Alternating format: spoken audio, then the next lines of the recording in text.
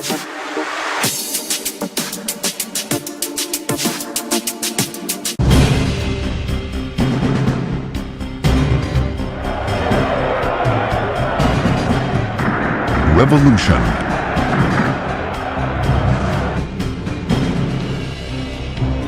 A forcible, often violent change of a social or political order brought about by a segment of a country's population.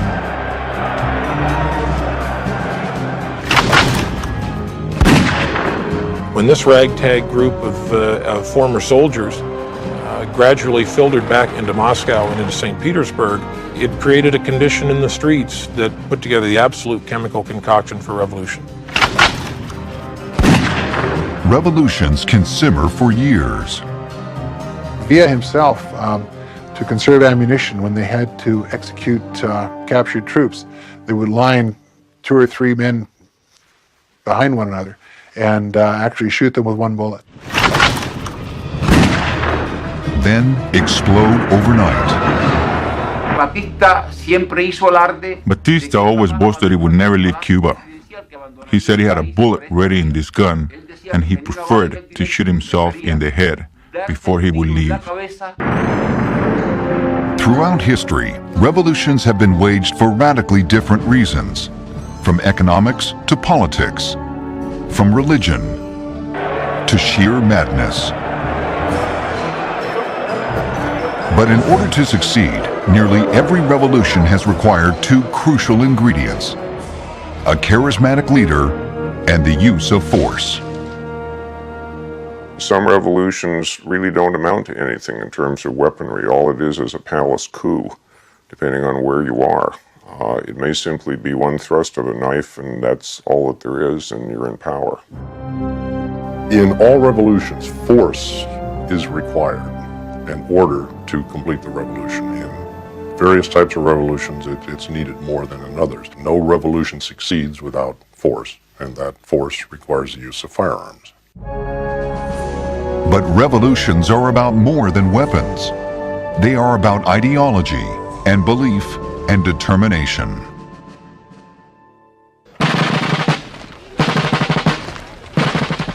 Perhaps at no other time did those elements converge in greater harmony than in 1776, when American colonists decided they'd had enough of British rule. The ultimate goal wasn't simply to overthrow the king, but to create a new nation. We had to do everything from scratch. We had to build an army from scratch. We had to build a navy from scratch, from the keel up, should I say. We had to build finances from scratch. We had to build diplomacy from scratch because we had come from a system in which the mother country had done all of that for us. So, American Revolution is significant as a test of endurance. Would America endure? Would independence endure? Would the Continental Army endure? And some of those guys at Valley Forge in the cold winter of 1777 were not sure that they could endure, and yet the sense of nationalism brought them through. The American Revolution was a test of both will and firepower. Who had guns, who had ammunition, and who could make every shot count. In fact, a dispute over guns helped spark the revolt, when the British attempted to regulate the distribution of muskets in the colonies.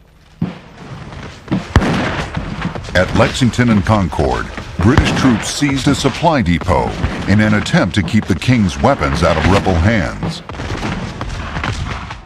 And the guns that the British tried to control were standard British Tower muskets, standard issue musket to the army at that time. These were distributed among towns and militias to protect the towns and militias from attack by Indians primarily. Most of the colonists were armed with their own guns, primarily crude muskets and flintlock rifles, more suited for hunting than for the battlefield. The stories about the American revolutionaries hiding behind the trees picking off British soldiers with their rifles is a little exaggerated. Rifles took too long to load. They were too fragile. They could not be fitted with bayonets. Rifles had obviously the advantage of being more accurate and having greater range, and we did have rifle units. But George Washington himself said that no rifleman should ever be put in a position where he could not run a retreat after he discharged his first shot, because he was basically defenseless at that point. Shoulder your firelocks! Even one of the Revolution's most legendary battle cries was first uttered not to rally the troops, but to conserve ammunition. As British regulars marched in disciplined ranks up Bunker Hill, the poorly armed Americans were told by Colonel William Prescott, "Don't fire until you see the whites of their eyes." We would like to think that this was a case of the captain knowing that he was in a historically important moment in time. If he only said the right thing, generations of college students would have to remember him, but not so. That was not just a smart remark, it was a functional necessity, because the weapons of that time were very primitive by our standards. So you could not fire until you could discern the whites of your opponent's eyes. If you have any notion of how close that is, watch some attractive person as they come towards you down the street, and until you can discern the whites of their eyes, that's how close you had to be to do some damage. Balance! Because guns and ammunition were scarce, the bayonet was the most commonly used weapon during the initial fighting. Huzzah! That changed at the Battle of Saratoga in the summer of 1777, thanks to a lesson learned some 20 years earlier in the French and Indian War. At the time, Benedict Arnold, who would later be reviled as the nation's greatest traitor, was the commanding officer of the Continental Army in New York, and still loyal to the cause.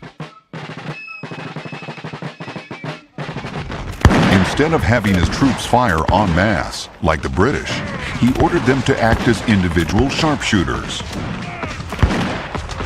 And he so decimated the Canadian militias that they packed up and left, thereby exposing the British regulars, who had no choice at that point but finally to surrender.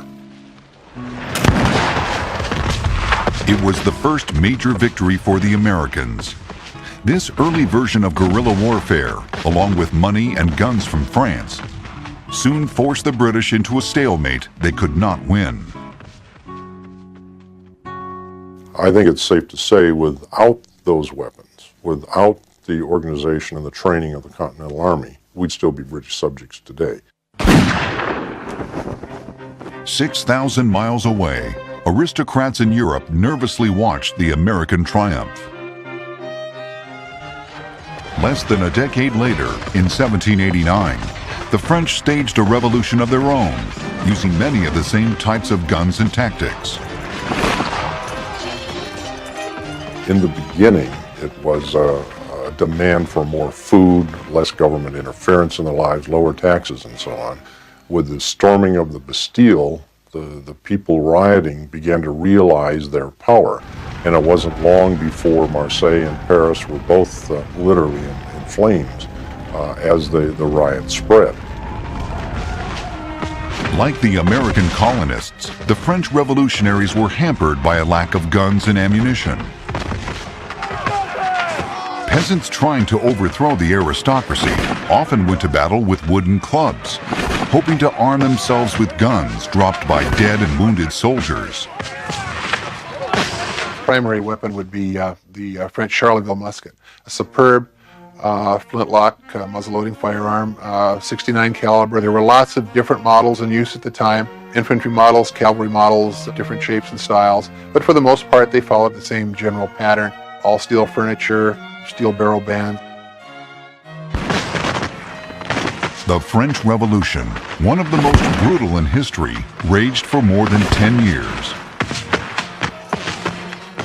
The role of the gun in political revolution had been firmly established. A half-century later, both the European and Asian continents would burn with the flames of revolt. Revolutionaries in a half-dozen countries would demand equality and freedom, and do it with the barrel of a gun. 1848, known in Europe as the Year of Revolution. The reverberations from the French Revolution 50 years earlier still echoed across the political landscape. Again, it was the French lower classes who started the fight. This time by removing King Louis Philippe. The ouster led to bloody street battles in Paris. The conflict ended with the election of Napoleon III. But throughout the continent, the seeds of discontent had taken root. Within months, revolutionary movements began in the countries we now know as Italy, Poland, Germany, Hungary, Croatia, Romania, even Sweden. Most of these began as social revolutions, protests against overbearing governments. The revolutionaries were armed with anything that they could find in the way of weapons, from stolen military and police weapons, which would be primarily smoothbore muskets with bayonets and pistols, to sticks, stones, pitchforks, cudgels, spears, anything that they could find. The arms used were as varied as the different countries they were being used on. You'd have Swiss federal rifles, you might have dries and needle guns in Germany, you'd have Italian muskets. It would just, again, depend on what particular area and type of fighting was involved as to what the weaponry was. This was pretty well spread all over Europe. The German-made Dries needle gun was among the most interesting weapons of the time. Developed in 1840, it was one of the first bolt-action rifles. It fired a powder-filled paper cartridge that contained an egg-shaped bullet. The cartridge was inserted into the gun. When the trigger was pulled, a long needle passed through the powder charge. It struck a primer cap on the base of the bullet and fired the gun. The main drawback of the gun was the fact that this big long needle, it was fairly delicate, had to pass through the powder, and when the gun discharged, you had all sorts of corrosion and gases, so it had a tendency to weaken the needle, and these would have to be changed from time to time. As a matter of fact, soldiers were even issued with spare needles so that they could repair their bolts.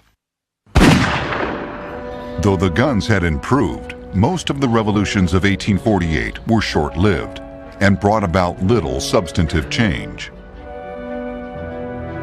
Perhaps the most remarkable of those struggles took place in Italy.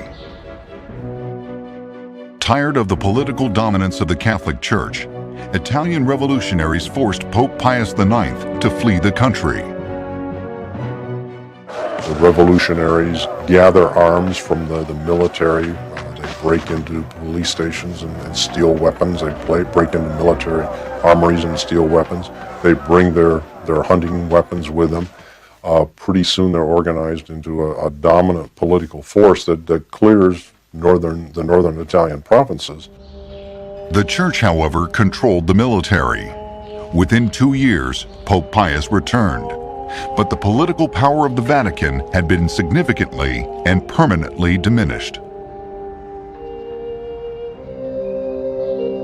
Around the same time, thousands of miles to the east, in China, another conflict was ignited by religious fervor. It was known as the Taiping Rebellion. It was led by a mysterious figure named Hung Xuan, who in 1837 had a vision that he was the younger brother of Jesus Christ. The Chinese Taiping Rebellion was probably one of the most fascinating rebellions or civil wars in the 19th century, and today it's largely forgotten, probably because it took place during the time of the American Civil War, during the Taiping Rebellion, which lasted from about 1850 to 60, 61, 62, in that neighborhood. Well over 6 million people were killed. It was considered to be the costliest civil war in history. It was devastating. China, at the time, had been ruled by the Manchu dynasty for around 2 centuries. As Hung began to attract followers, they formed an army with a sacred mission: to overthrow the Manchus and establish the heavenly kingdom of Taiping. So all of a sudden this thing started snowballing, and the next thing you know, you end up with this huge army. It's basically this armed band, and Lots of mercenaries, American, British, French, Swiss, German, everybody started coming over and joining the forces. They saw that there was tremendous possibilities for booty and riches. The Manchus suffered heavy defeats. To stop the hemorrhaging, they brought in mercenaries of their own, including an American named Frederick Townsend Ward, who took charge of the Manchus' ever-victorious army. Both sides scrambled for weapons. They used everything from Chinese matchlock muskets to German and French rifles. Eventually, the size of the Manchu army wore down the rebels. Hung committed suicide by swallowing gold leaf, a poison, and the revolution was quashed. During the 7th year of the Taiping Rebellion, religious beliefs also ignited a major uprising in India. The Sepoy Mutiny of 1857 took its name from the native Indian soldiers in the Bengal Army of the English East India Company. The Indian Mutiny is one of the most fascinating and perhaps far-reaching revolutions of the 19th century. It's the only case I can think of whereby weaponry was not only used to carry out the revolution, but it was one of the key factors in starting the warfare itself. The Sepoys believed British rule was destroying their sacred beliefs. The flashpoint came when the English East India Company, the governing body of the country, issued new Enfield rifles to the Sepoys. The rifles came with paper cartridges that were greased with cow and pig fat. In order to load an Enfield, the shooter had to bite off the end of the cartridge. You must remember that the fat of, or the flesh of a cow was totally sacred, and many Hindus who were strict vegetarians, they couldn't eat it or touch it or be involved with it in any manner. In March 1857, 85 Sepoy troops were arrested for refusing to use the guns. Their comrades freed them from jail, and the fighting began. Throughout the summer, renegade Sepoy troops rampaged their way across central India. The Indian mutineers, most of them had no problem using the .53 Enfield and the cartridges once the rebellion had gotten going. Once they realized that this had become a major event, they realized that this was their method to get the British out of India and to take control again. And so a number of religious considerations were put aside. Though the British were greatly outnumbered, their reprisals were brutal and bloody. By the following summer, the rebellion had been put down. The Sepoys, however, did achieve a partial victory. The East India Company was kicked out of the country, and the British Crown took over. But the fervor of the revolt proved once and for all that belief, combined with bullets, could create an undeniable force.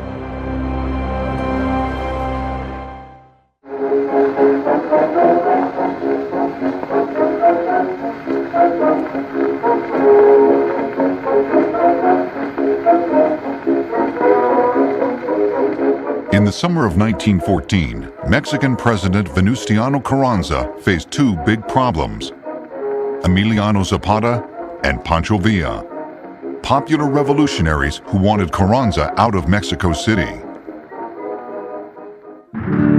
Zapata in the south and Villa in the north were heroes to the underclasses. Both were excellent horsemen and fighters. Both could rally the peasants to fight. But in the beginning, both lacked the one thing that could ensure them victory: a plentiful supply of guns. The Mexican revolutionaries captured whatever weapons they could from the federal troops. They purchased what they could. They stole what they could. They had arms sent to them by sympathizers up in the north. You had a considerable conglomeration of arms. You have people ill-equipped with weapons, whatever weapons they can find to hand, defeating government forces time after time. Their social need, their political need, the will to carry on the revolution supplements this lack of weapons and allows them to defeat or at least fight government forces to a draw. Weapons poured over the border from the United States, smuggled in by those partial to the rebel cause. Villa's troops armed themselves with anything that could fire a bullet: Winchester repeating rifles, Colt single-action revolvers, shotguns, even ancient muzzleloaders. Government troops were armed with state-of-the-art weapons. The American-made Remington rolling block was one of the finest single-shot rifles ever made. And the German-made Mauser bolt-action was generally considered the first modern military rifle. And yet the revolutionaries, because of their fervor, because of their superior organization backed by political reasons, are able to pretty much defeat government forces in just about every battle that comes along. Inevitably, the situation became a major concern for the United States. President Woodrow Wilson felt the pressure to do something. But what? He is getting criticized from all sides. He's getting criticized from the point of view of people who want to put an end to the brutality and the suffering on the part of the Mexican people. He's also getting criticized by American businessmen, bankers, and merchants who want to invest in Mexico and have a stable country. The decision was made for Wilson on March 9, 1916, when Pancho Villa and his troops crossed the U.S. border. They rode into Columbus, New Mexico, killed more than a dozen people, and looted the town. In response, Wilson sent cavalry and motorized troops into Mexico under the command of General John Blackjack Pershing. Basically what happened was they went down after Villa, and Villa being superb horsemen, his troops being superb horsemen, they knew the terrain. They led Pershing's troops on a pretty merry chase, and there was really not much of a result or a positive result as far as the Americans are concerned. Pershing never did catch Villa. After 2 grueling months in the desert, his expeditionary force headed home. But on the other side of the world, another war and another revolution were waiting. Since 1914, war had ravaged Europe. No country had suffered more than Russia. It's estimated that between as low as 8 and sometimes as high as 20% of Russian troops going into battle did not have rifles at all. They were simply issued with ammunition and told to pick up a rifle of the first guy near them, that caught a bullet. The standard firearm of the Russian infantrymen was the Model 1891 Mosin-Nagant rifle. It was a 5-shot repeater. The rifle itself was a well-designed, strong, accurate weapon. Part of the problem is that unfortunately the Russians just didn't have enough of them. They had this huge juggernaut army, but the men were not properly equipped. The Russian government contracted with American gun manufacturers like Winchester, Remington, Westinghouse, and Colt, but they could never get enough weapons. By February of 1917, the Russian army was deserting in mass numbers. Troops no longer had the strength to fight, no longer cared what happened on the Eastern Front with Germany. It was a situation tailor-made for the revolutionary Bolsheviks. The conditions were miserable. They weren't being fed, they weren't being paid, they weren't being taken care of, they were used as human cannon fodder. So the Bolsheviks had no real problem pulling lots and lots of the soldiers over. If it hadn't been for the First World War, there probably would not have been a revolution in Russia. Lenin so despaired of the chances of revolution in Russia that he not only left, but he thought the revolution would probably occur in a country like Ireland long before it had happened in Russia. The Russian Revolution could have been avoided or forestalled or certainly softened if the Tsar hadn't been so stubborn and taken the Russians out of the war. In October 1917, militant crowds led by Vladimir Lenin gathered outside the Tsar's winter palace in Petrograd. The mood was tense as the mob faced off with a battalion of female troops. The stalemate was broken by the blast of a cannon. 2 blank rounds from the cruiser Aurora, anchored a mile or so away, are fired. This so frightens everybody in the Winter Palace that Lenin's forces rush in, waving their weapons, shouting and screaming, chase everybody out, including the women's battalion. The revolution is a done deal. Lenin is in charge in Petrograd. But the real fighting was just beginning. For the next 3 years, revolutionary forces battled with troops loyal to the Tsar. It was chaotic, it was bloody, and it shredded what was left of the Russian economy.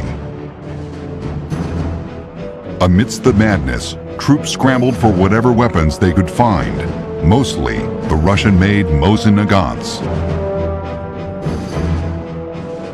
When the Bolsheviks broke into arsenals, combined with the weapons that had been brought back by various disenchanted soldiers who had come back from the front, then the makeup of the weapons that the Bolsheviks used were predominantly Mosin Nagants.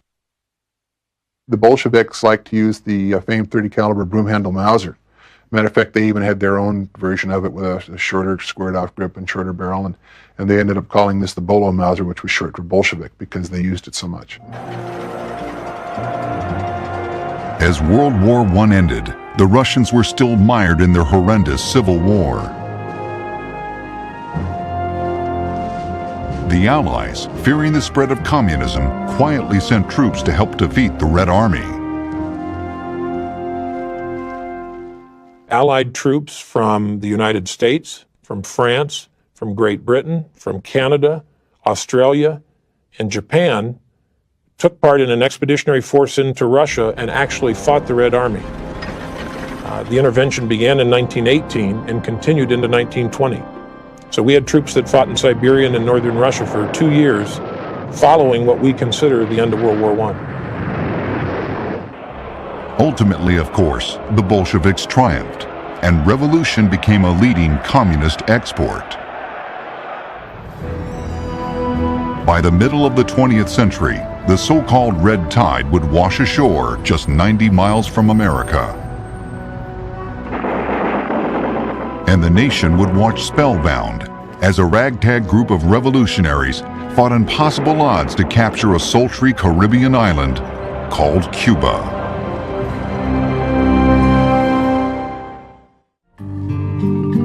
During the first half of the 20th century, the level of social unrest in Latin America was at an all-time high. Nowhere was that more evident than in Nicaragua. Starting in 1909 and progressing through the mid-1930s, the country was racked with uprising after uprising. These generally started as combinations of peasant middle-class protests that degenerated into pitched fights with the police and the military. When they threatened U.S. trade interests in those countries, the U.S. Marines were sent to try and pacify the entire country. This meant keeping the soldiers at bay as much as it meant keeping the revolutionary forces, so that the Marines found themselves by the middle 1920s caught in the middle, and basically they were unable to do much of anything. One of the favored guns of Marines fighting the revolutionaries was the Thompson submachine gun, the Tommy gun. Marines found it particularly effective in the thick Nicaraguan jungle. 2 decades later, the revolutionary spirit of Latin America erupted on the island of Cuba.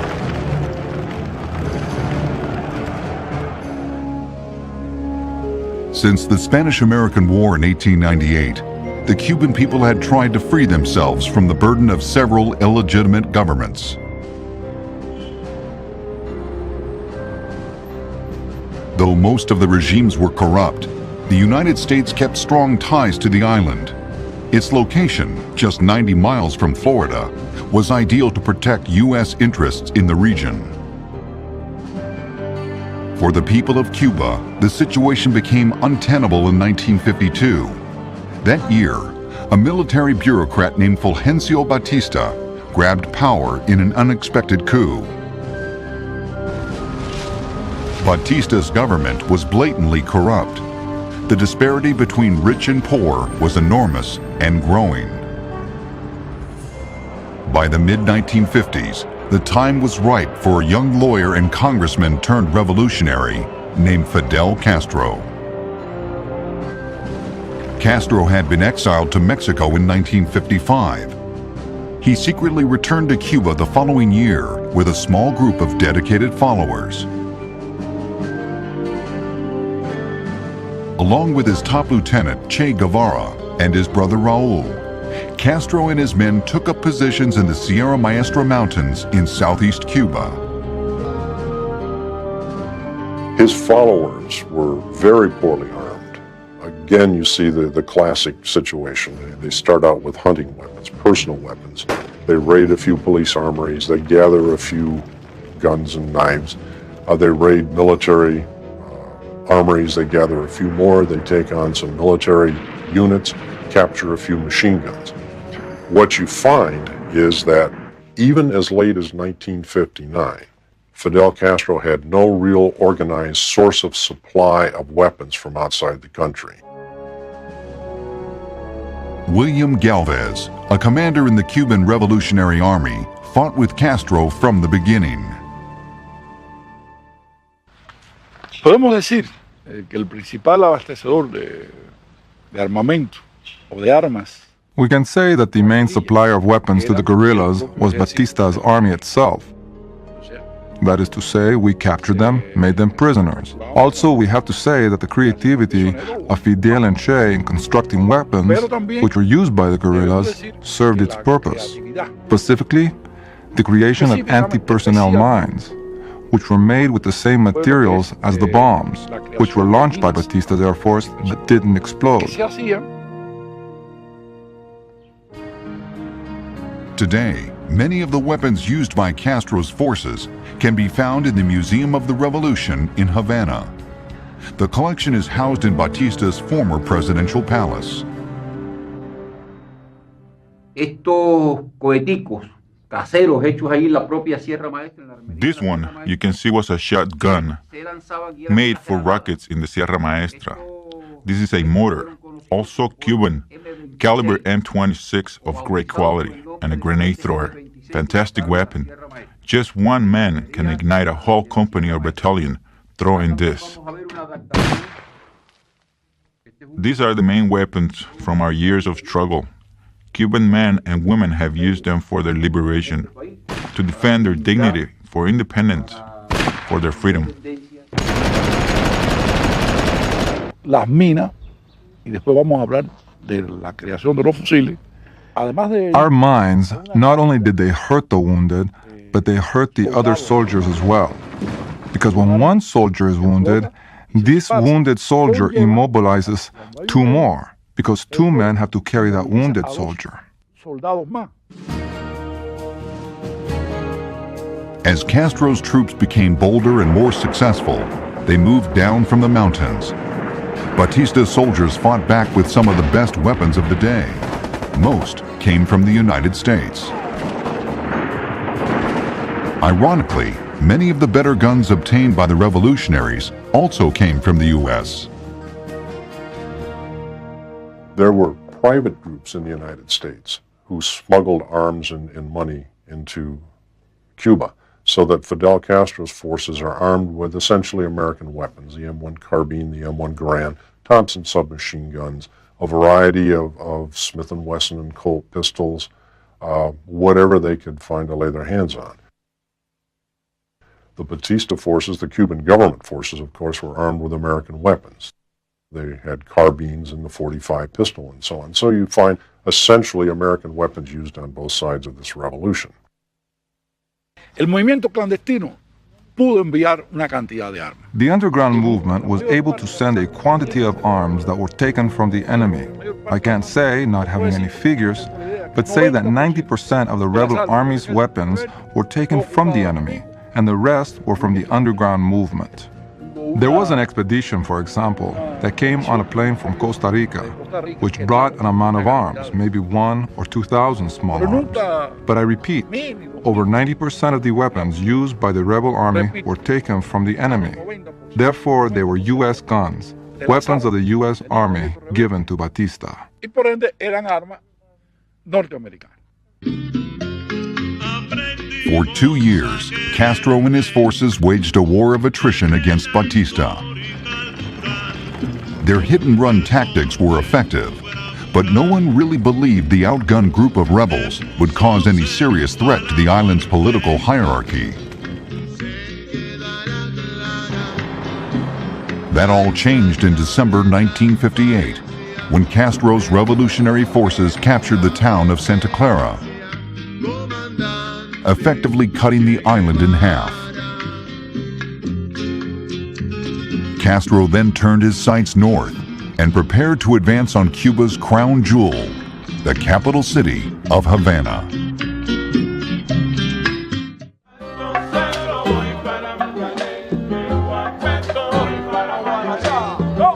The sultry salsa music that pours from the cafes of Havana, Cuba, belies the city's tumultuous past.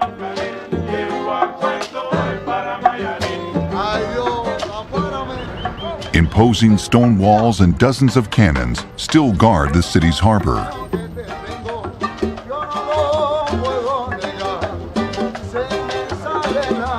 The fortifications were installed by the Spanish more than 200 years ago to protect from an attack by sea.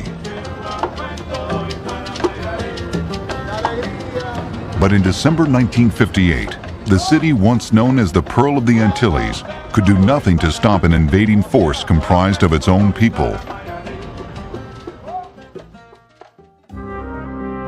In 2 years, Fidel Castro's small revolutionary band had grown into a seasoned and dedicated army. They were now poised on the outskirts of Havana, ready to take the city and dispose of the island's dictator Fulgencio Batista, who had vowed to defend his government to the death. This is an Astra pistol, 9mm caliber, made in Spain. It belonged to Fulgencio Batista. He always boasted he had a bullet ready for him, that he was not going to do what other Cuban prisoners had done, those who abandoned the country. Batista always said he had a bullet, so he could commit suicide before leaving the country. Nevertheless, on the 31st of December 1958, here in this building in which we're now, he had a New Year's Eve party. When Batista was told that Che's troops had taken Santa Clara, he realized the war was lost. But instead of committing suicide, as he had promised, he called his military leaders and had a plane waiting for him. He laughed.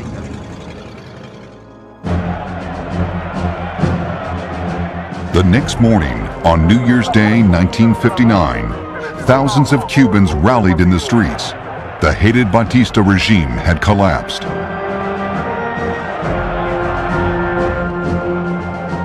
One week later, on January 8th, a victorious Fidel Castro entered Havana.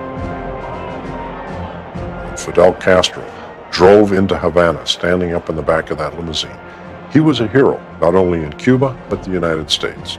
It was only months later when the revolutionary government began executing so many of the Batista supporters that people in this country began to think, maybe there's something going on here. Maybe there's something about this that we don't like. Castro credited his victory to the sheer determination of the Cuban people and to his guns, which became a symbol of his revolution, That symbol would carry forward in the decades to come in radically different wars of liberation. Guns played a key role in revolutionary movements in Central America and Africa. The flag of Mozambique even bears the outline of a gun. This is an AK-47. This is the symbol of revolution in Africa and has been since the 1960s. The African National Congress equipped their forces with the AK-47, which were given to them in great quantity by the Russians. They were smuggled into South Africa from other countries in the southern part of Africa, from Mozambique, from Namibia, any place that the Russians could manage to either land weapons or funnel them through sympathetic governments. During the late 1970s, another friend of the United States was ousted from power, the Shah of Iran. Here, social and religious concerns combined to ignite an explosive revolutionary cocktail. The revolution began in the bazaars among the lowest class of merchants, who were largely led by the clergy. The revolutionaries were fairly well armed to begin with, because they have been stockpiling weapons for a number of years. These were largely American weapons, the M1 carbine, the M1 Garand, pistols. Weapons were for sale in Iran to the public under moderate government controls, so there were a lot of hunting weapons, personal weapons. Also, the religious fundamentalists had managed to buy a great number of Russian arms, AK-47s, SKS carbines, from other religious fundamentalists throughout the Middle East. Well, it's inconceivable to me that you could have a revolution without firepower. You know, think about it, there really were no major revolutions in the world much prior to the invention of gunpowder. I think Mao Zedong said it best, that all political power comes out of the barrel of a gun.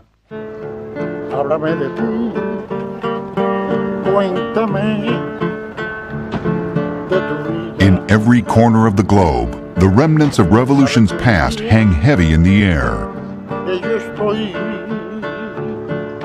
The winner was almost always the side who best utilized their firepower. I think it is safe to say that the firearm, the rifle, the pistol, will remain the main weapon of the revolutionary as far into the future as we can see. We've seen terrorists use poison gas, bombs, and so on, but they are terrorists. They're not revolutionaries. The main objective of the revolutionary, like the soldier, is to take and hold ground. If you don't hold ground, in this case, sociological or political ground, as well as actual physical territory, you really don't have anything. You've made a lot of noise, you've killed a number of people, but you haven't really accomplished anything. As an agent of political change, the gun is given power to the powerless. But all too often, one generation's freedom fighter becomes a tyrant for the next.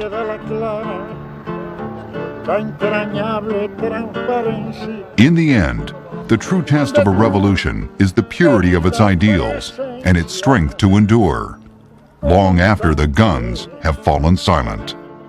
Che Guevara, Che Guevara.